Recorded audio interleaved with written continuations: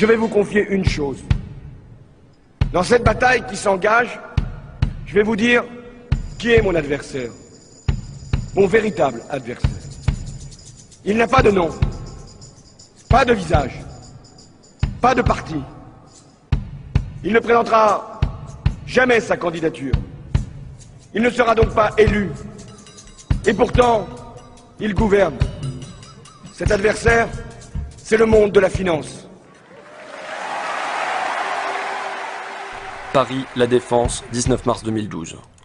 Parmi ces tours, le siège de la Corporate Investment Bank du Crédit Agricole. Et dans cet immeuble, les bureaux de Chevreux, le plus important broker indépendant en Europe, qui conseille 1200 fonds de pension, banques, investisseurs institutionnels. Avec des bureaux à travers le monde, à Boston, San Francisco, New York, Tokyo, Zurich, Madrid, Athènes. C'est d'ici qu'est parti ce papier. C'est une note brève en anglais de seulement 9 pages, qui n'était pas destinée au grand public, seulement aux opérateurs de marché. Mais quand on est tombé sur ce document, on a eu l'impression de découvrir le plan de bataille des financiers. Car eux préparent déjà la préélection. Et ils comptent bien en tirer une victoire, quel que soit le vainqueur, la fin du CDI. On a donc contacté l'auteur de ce texte, Nicolas Doisy, le chief économiste de Chevreux. Il a accepté de nous recevoir.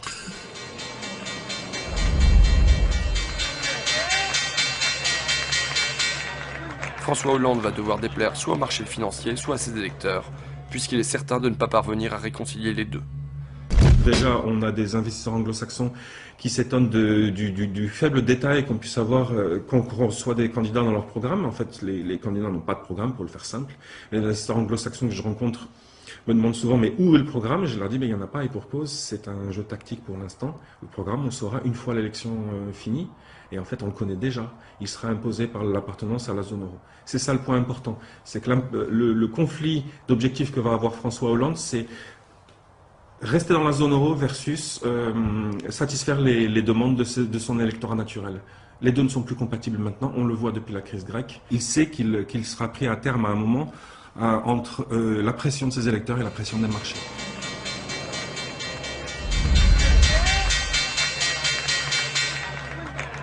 C'est regrettable pour François Hollande, mais la nécessité d'une libéralisation du marché du travail est le résultat direct d'une appartenance de la France à la zone euro. Aussi ne peut-on avoir l'une sans avoir l'autre.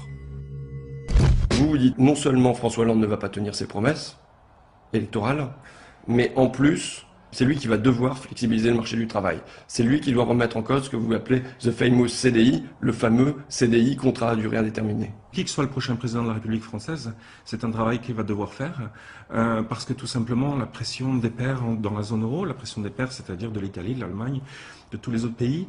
Quand vous regardez bien, l'Allemagne, au milieu des années 2000, a fait ce genre de réformes. L'Italie et l'Espagne sont obligés de les faire aujourd'hui, la Grèce aussi. Au nom de quoi la France pourrait-elle s'en dispenser? Ça revient finalement à réduire substantiellement un certain nombre de garanties dont ont bénéficié jusqu'à présent les titulaires de CDI notamment. Et donc à imposer plus de flexibilité aussi sur les travailleurs, les travailleurs français. Alors, juste une question qui me vient comme ça. Vous êtes en CDI ou vous n'êtes pas en CDI, monsieur Doisy? Je suis en CDI, bien évidemment. Voilà.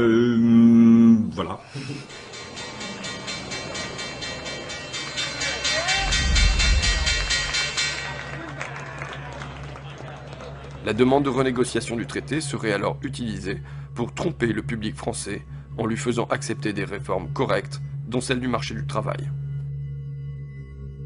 François Hollande dit « Je vais demander la renégociation du dernier traité européen ». Vous écrivez ça. François Hollande il va avoir à naviguer à travers des forces dans la gauche, notamment à cause du référendum manqué de 2005. Et dans cette perspective, vous écrivez « Dans cette perspective, il serait politiquement intelligent que ses pairs de l'eurozone, donc ses partenaires allemands, belges, italiens, ainsi de suite, permettent à François Hollande de prétendre qu'il leur a arraché quelques concessions, même si c'est faux en réalité. La demande de renégociation du traité serait alors utilisée pour tromper le public français, pour rouler, j'ai lu to trick, rouler, tromper, pour tromper le public français, en lui faisant accepter des réformes convenables, dont celle du marché du travail. Alors, avant d'entrer dans le fond du sujet, je voudrais préciser un point. Les gens de marché s'expriment de façon très directe. Donc, le vocabulaire que j'ai pu choisir dans la citation que vous venez de lire paraîtra peut-être excessif à beaucoup de vos auditeurs. Maintenant, c'est vrai que voilà, on s'embarrasse pas dans les marchés, on va pas s'embarrasser de finasserie, on va aller directement au point. Donc, de rouler les électeurs français, c'est peut-être un mot quand même excessif. L'idée, c'est de dire, ce sera une concession en quelque sorte de façade qui aurait été faite à François Hollande et au peuple français entre guillemets, de façon à ce que tout le monde constate qu'à la fin des fins, il les faut bien les autres réformes, les fameuses réformes structurelles que tout le monde, dont personne ne va entendre. Ce que vous dites, c'est, admettons, il y a un sommet à Bruxelles, François Hollande, il demande une partie sur la croissance, les autres Européens, ils vont faire comme si, ah bon, bah d'accord, allez, on t'accorde ça, ils rentrent ici en France en disant, regardez ce que j'ai obtenu, et du coup, il peut dire derrière, ben, en échange, nous, on va libéraliser notre marché du travail. Et vous avez parfaitement compris le sens de mon propos, c'est exactement ça. C'est vraiment c'est une petite mise en scène, c'est un petit théâtre. Alors, il ne faut pas avoir l'impression que je fais de la théorie du complot là, et qu'on manipule tout le monde. Le script est un peu écrit. Si on est malin, on ne s'écartera pas trop du script. Et de cette façon-là, on arrive peut-être à faire passer la pilule de façon un peu plus simple que ça n'avait été le cas au début des années 80. On s'évitera peut-être finalement d'être un peu ridiculisé comme on l'avait été à l'époque.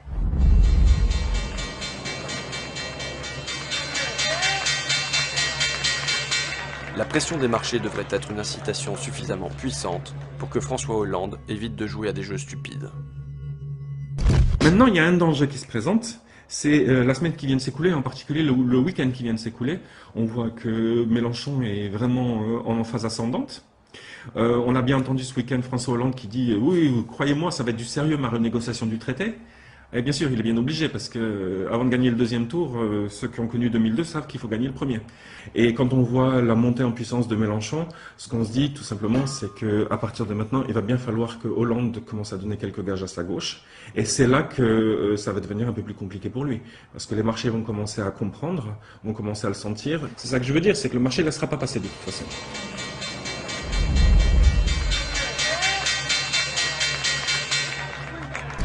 Alors, je faisais un récapitulatif. Je disais, cas numéro 1, François Hollande est conciliant et il revient de lui-même sur ses maigres promesses de campagne. Il libère le marché du travail. Il en finit avec le CDI tel qu'on le connaît.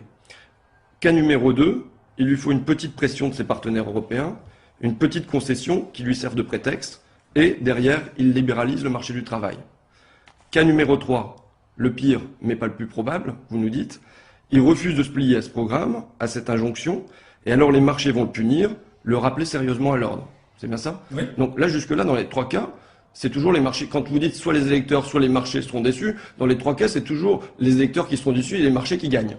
Oui, ben, regardez la Grèce, regardez l'Espagne, regardez l'Italie, regardez tout ce qui se passe en Europe depuis 2010. On a bien vu que de toute façon, à la fin, c'est le marché qui l'emporte. Je ne suis pas en train de dire que le marché a nécessairement raison, et, au sens moral du terme. En tout cas, il aura raison factuellement, puisqu'il s'imposera, ça c'est clair. Donc c'est de ce point de vue-là que je le dis, oui, en effet. Vous avez raison, les électeurs risquent d'être plus perdants que les marchés. Je ne sais pas où vous m'emmenez en fait. Je propose un quatrième cas. L'irruption du peuple sur la scène de l'histoire. Hier à Paris. La prise de la Bastille. Pardon? La prise de la Bastille numéro 2. Hier à Paris, il y avait, bon, on va pas chipoter, 80 000, 90 000, 100 000, 120 000 manifestants à l'appel du front de gauche. Si, comme en 1936, on avait une élection qui s'était suivie de mouvements de masse, de manifestations, de grèves. Qu'est-ce qui se passe? Qu'est-ce qui se passe en Europe? Là, je crois que c'est le gros coup d'angoisse. On va être très clair, ça va être le gros coup d'angoisse parce que si, quand les Grecs manifestent, on a déjà une Europe qui se sent sur le point d'exploser, je vous laisse imaginer pour la France.